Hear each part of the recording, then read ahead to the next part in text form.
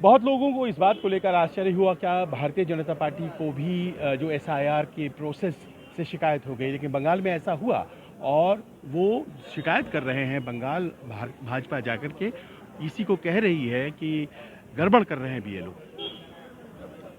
क्या कहा जाए, खिसियानी बिल्ली खंबा नोचे।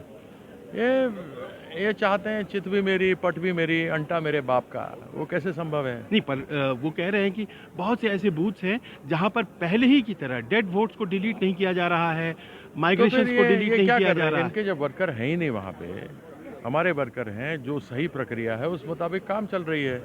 इनको देना, इलेक्शन कमीशन बोलती है ना आप शिकायत लगाइए, तो ये शिकायत क्यों नहीं लगाते? जब हम कुछ बोलते हैं तो ये कहते हैं कि जाओ कोर्ट में चले जाओ, इलेक्शन कमीशन में कहो, तो ये चले जाएं कोर्ट में, चले जाएं इलेक्शन कमीशन में, बोलें। इन्हीं का तो है, यही तो सर्वे करवा रहे हैं, उसके बाद इनको तकलीफ हो रही है। तो सही बात है ना, खिसियानी बिल्ली खंबा नोचे। ये आपके उल्टा चोर कोतवाल को डांटे। ये आपके विपक्ष के साथी शिकायत करते थे कि देखिए अपने तरीके से बीएलओ काम कर रहे हैं। अब भारतीय जनता पार्टी भी कह रही है कि टीएमसी के लिए बीएलओ काम कर रहे हैं। इनको मालूम है इनकी दाल गलने वाली नहीं बंगाल में। ये कुछ भी कर लें, प्रयास कर लें, नहीं हो सकता। हमने यही कहा कि इसको एक्सटेंड करो थोड़ा। 55 लोग मारे गए हैं, इतना दबाव है। जिस प्रक्रिया को 2 साल लगते हैं उसको 1 महीने में पूरा ये करना चाह रहे हैं। दूसरा, ये उल्टा चोर कोतवाल को डांटे वाला हिसाब हो गया।